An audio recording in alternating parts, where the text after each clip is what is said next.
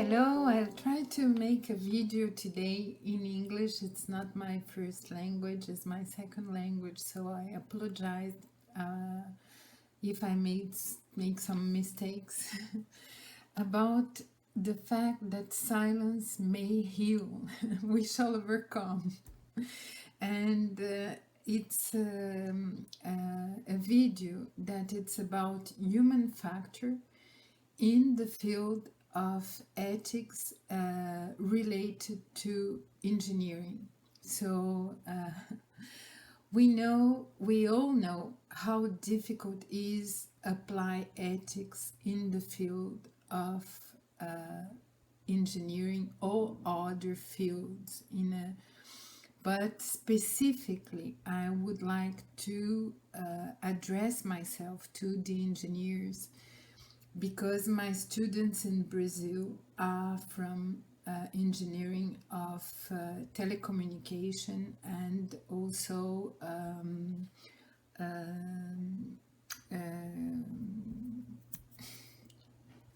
about a blank. Also computer science.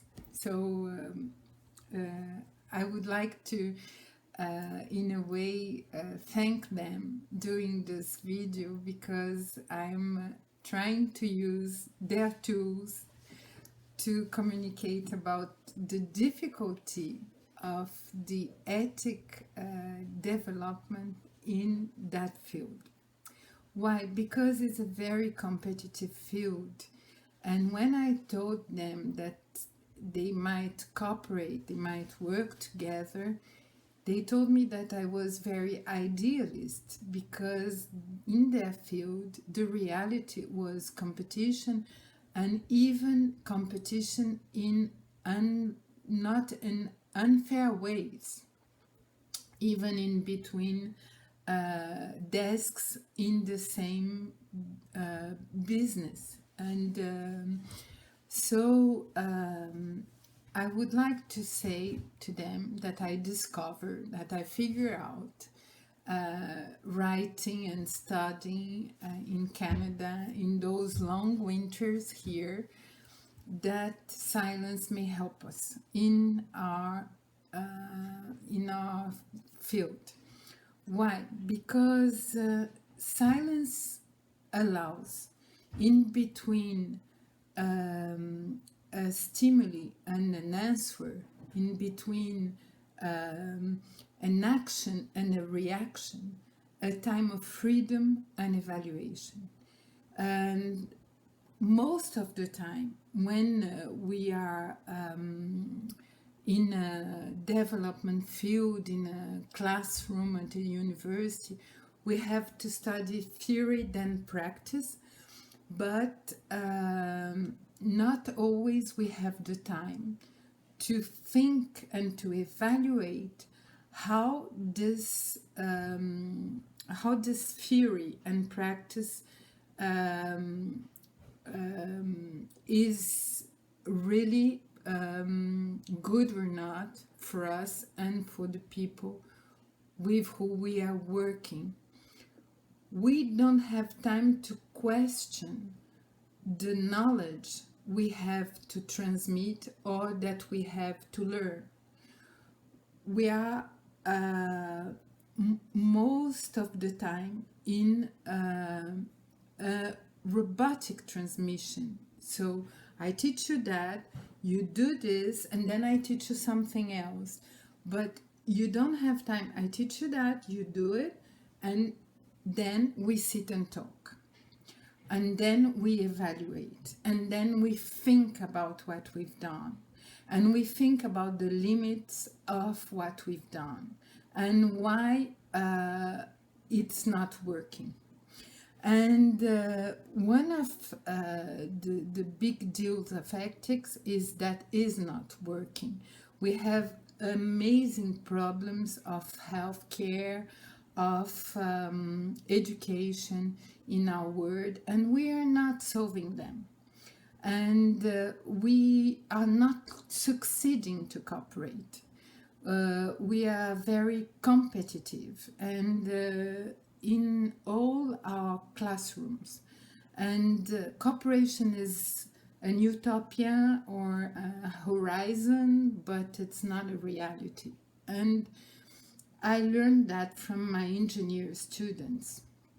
So silence can be a threat because when we allow silence to come in a program, a university program, we allow the time, the thinking time, the philosophical time, the reflexive time, because we pause.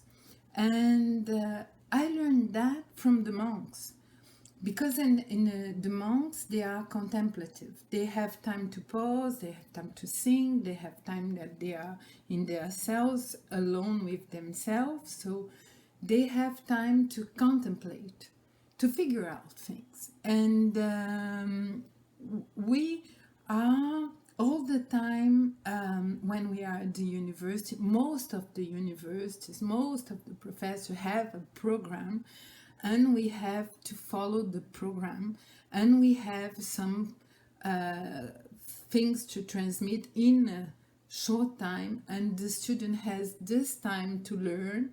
And if he don't learn in this precise time, he don't succeed his exams.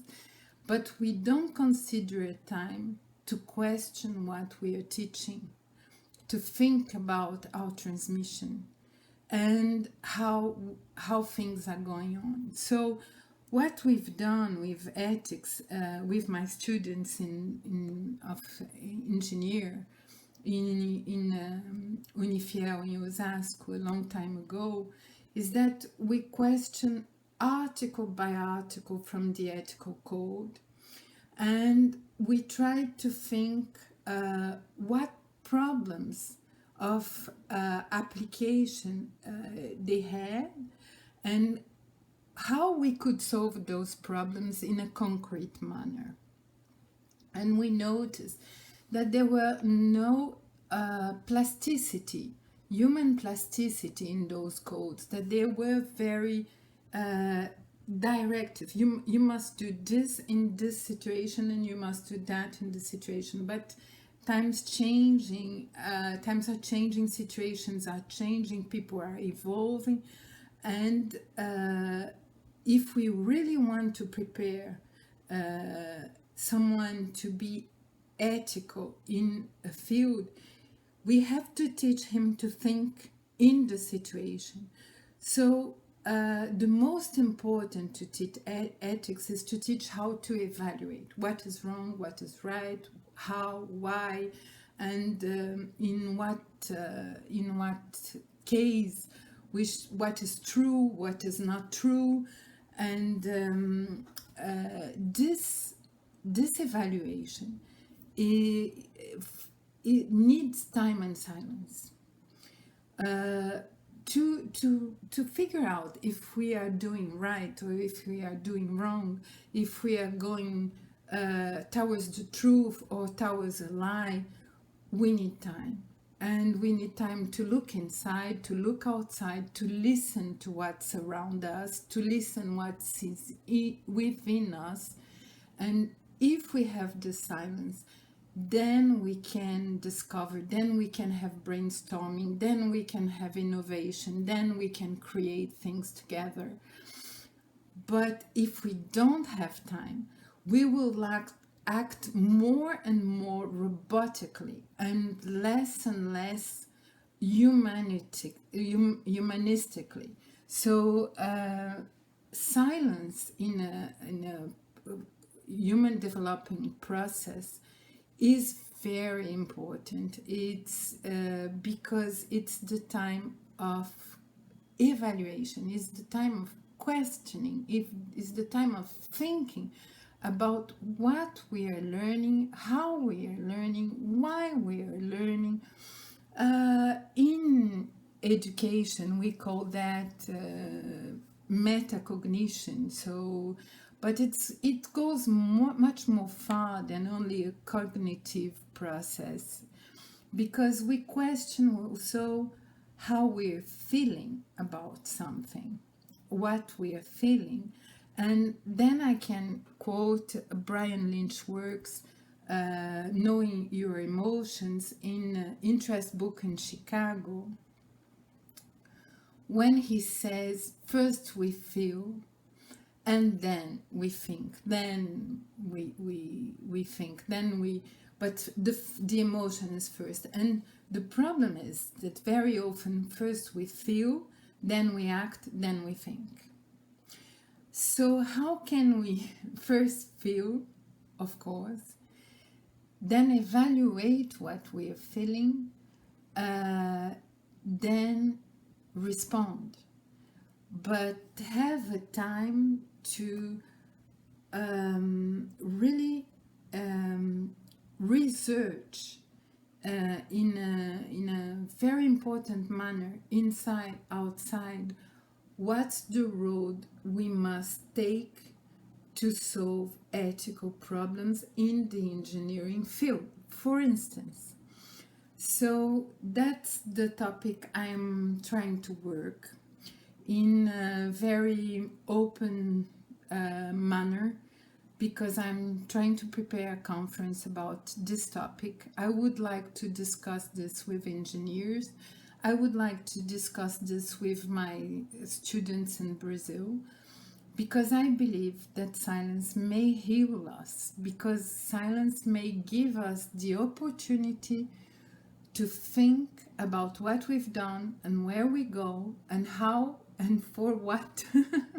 So to ask the right, good and interesting ethical questions in situation.